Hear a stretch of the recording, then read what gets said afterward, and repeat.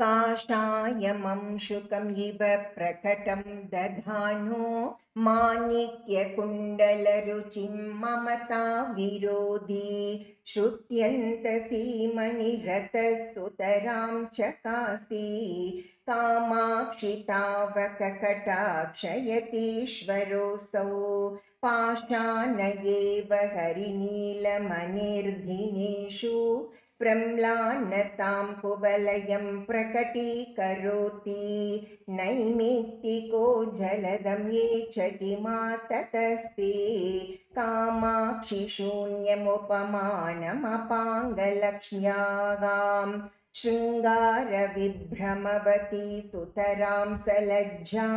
नासाग्रमौक्तिकरुचा कृतमन्दहासा श्यामा कटाक्ष सुषमा तव युक्तं एतत् कामाक्षि चुम्बति दिगम्बर वक्त्रबिम्बम् नीलोत्पलेन मधुपेन च दृष्टिपातः कामाक्षि तुल्य इति ते कथमामनन्ति शैत्येन निन्दति यदन्वहम् इन्दुपादान् पातोरुगेण यदसौ कलहायते च ओष्ठप्रभापटलविद्रुममुद्रिते ते भ्रूवल्लीवीचि सुभगे मुखकान्तिसिन्धौ कामाक्षि वारि भरपूरणलम्बमान कालाम्बुवाहसरणीं लभते कटाक्षः मन्दस्मितैर्धवलिता मणिकुण्डलांशु सम्पर्कलोहितरुचि स्वदपाङ्गधारा कामाक्षि मल्लिकुसुमैर्नवपल्लवैश्च नीलोत्पलैश्च रचितेव विभाति माला कामाक्षि शीतलकृपारसनिर्झराम्भः सम्पर्कपक्ष्मलरुचि स्वदपाङ्गमाला गोपीस्तदा पुररिपोरभिलक्ष्यमाणा दूर्वा कदम्बकविडम्बनमातनोति हृत्पङ्कजं मम विकासयतु प्रमुष्णन् उल्लासमुत्पलरुचेस्तमसां निरोधा दोषानुषङ्गजडतां जगतां दुनानग कामाक्षि वीक्षणविलासदिनोदयस्ते चक्षुर्विमोगयति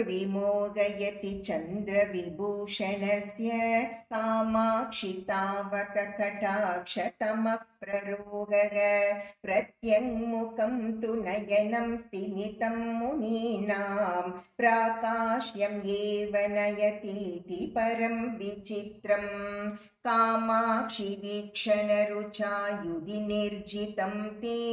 नीलोत्पलं निरवशेषगदापिमानम् आगत्य तत्परिसरं श्रवणावतंस व्याजेन नूनमभयार्दनमातनोति आश्चर्यमम्बमदनाभ्युदयावलम्बः कामाक्षि चञ्चलनिरीक्षण विभ्रमस्ते धैर्यं विधूय तनुते हृदि रागबन्धं शम्भोस्तथैव विपरीततरा मुनीनां जन्तोस्तकृत् प्रणमतो जगदीड्यतां च तेजस्वितां च निशितां च मतिं सभायां कामाक्षि माक्षि गजरीं इव वैकरीं च लक्ष्मीं च पक्ष्मलयति क्षणवीक्षणं ते कादम्बिनी किमयतेन जलानुषङ्गं भृङ्गावली किमुररी कुरुतेन पद्मं किं वा कलिन्दतनया सहतेन भङ्गम् कामाक्षि निश्चयपदं न तवाक्षि लक्ष्मीः काकोलपावकतृणीकरणेऽपि दक्षः कामाक्षि बालकसुता करशेखरस्य अत्यन्तशीतलतमोऽप्यनुपारतं ते चित्तं विमोहयति चित्रमयं कटाक्षः कार्पण्यपूरपरिवर्धितमम्बमोह कन्दोद्गतं भवमयं विषपादपं मे तुङ्गं चिनत्तु तुहिनाद्रिसुते भवत्याः काञ्चीपुरेश्वरि कटाक्षकुटारधारा कामाक्षि घोरभवरोगचिकित्सनार्थम् अभ्यर्थ्य देशिककटाक्षविषप्रसादात् तत्रापि देवि लभते सुकृती कदाचित् अन्यस्य दुर्लभमपाङ्गमहौषधं ते कामाक्षि देशिककृपाङ्कुरमाश्रयन्तो नानातपोनियमनाशितपाशबन्धाः वासालयं तव कटाक्षममुं महान्तो लब्ध्वा सुखं समधियो विचरन्ति लोके साकूतसंलपितसंवृतमुग्धहासं व्रीडानुरागसहचारि विलोकनं ते कामाक्षि कामपरिपन्थिनिमारवीर साम्राज्यविभ्रमदशां सफलीकरोति कामाक्षि विभ्रमभलैकनिधिर्विधाय ब्रूवल्लि चापकुटीकृतिं येव चित्रं स्वाधीनतां तव निनाय शशाङ्कमौलेः अङ्गार्धराज्यसुकलाभमपाङ्गवीरः कामाङ्कुरैकनिलयस्तव दृष्टिपातः कामाक्षि भक्तमनसां प्रदधाति कामान् रागान्वित स्वयमपि प्रकटीकरोति वैराग्यं एव कथं येष महामुनीनां कालाम्बुवागनिवहैर्कलहायते ते कामाक्षि कालिममदीन सदा कटाक्षः चित्रं तथापि नितराममुं एव दृष्ट्वा सोत्कण्ठ एव रमते किल नीलकण्ठः कामाक्षि मन्मथरिपुं प्रतिमारताप मोहान्धकारजलधागमनेन नृत्यन् दुष्कर्म कञ्चुकिकुलं कबलीकरोतु व्यामिश्रमी च करुचे स्वदपाङ्गकेकी कामाक्षि मन्मथरिपोरवलोकनेषु कान्तं पयोज्यं इव तावकमक्षिपातं प्रेमागमो दिवसवद्विकचीकरोति लज्जाभरो रजनिवन्मुकुलीकरोति मूको विरिञ्चति परं पुरुषः कुरूपः कन्धर्पति त्रिदशराजति किं पचानः कामाक्षि केवलम् उपक्रमकाल एव लीलातरङ्गितकटाक्षरुचः क्षणं ते नीलालका मधुकरन्ति मनोज्ञनासाम् उक्ता रुचः प्रकटकन्दविसाङ्कुरन्ति कारुण्यमम्बमकरन्दति कामकोटि मन्ये ततः कमलम् एव विलोचनं ते आकाङ्क्ष्यमानफलधानविचक्षणायाः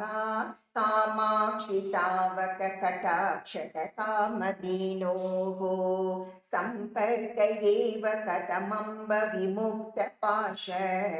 बन्धास्फुटं तनुभृतः पशुतां त्यजन्ति संसारधर्मपरितापजुषां नराणां कामाक्षि शीतलतराणि तवेक्षितानि चन्द्रातपन्ति घनचन्दनक मर्दमन्ति मुक्ता गुणन्ति हिमवारि निषेचनन्ति प्रेमाम्बुराशि सतत स्थापितानि चित्रं कामाक्षि तावक कटाक्ष निरीक्षणानि सन्दुक्षयन्ति मुहुरिन्धनराशिरीत्या मारद्रुगो मनसि मन्मथचित्रभानुं कालाञ्जनप्रतिपटं कमनीयकान्त्या कन्धर्पतन्त्रकलया कलितानुभावं काञ्चीविहाररसिके कलुषार्तिचोरं कल्लोलयस्वमयिते करुणाकटाक्षं क्रान्तेन मन्मथमधेन विमोह्यमान स्वान्तेन चूततरुमूलगतस्य पुंसः कान्तेन किञ्चिदवलोकयलोचनस्य प्रान्तेन मां जननि काञ्चीपुरी विभूषे कामाक्षि केऽपि सुजनास्पदपाङ्गसङ्गे कण्ठेन कन्दलितकालिमसम्प्रदायाः उत्तंसकल्पितचकोरकुटुम्बकोशा नक्तं दिवसप्रसवभूनयना भवन्ति नीलोत्पलप्रसवकान्तिनिदर्शनेन कारुण्यविभ्रमजुषा तव वीक्षणेन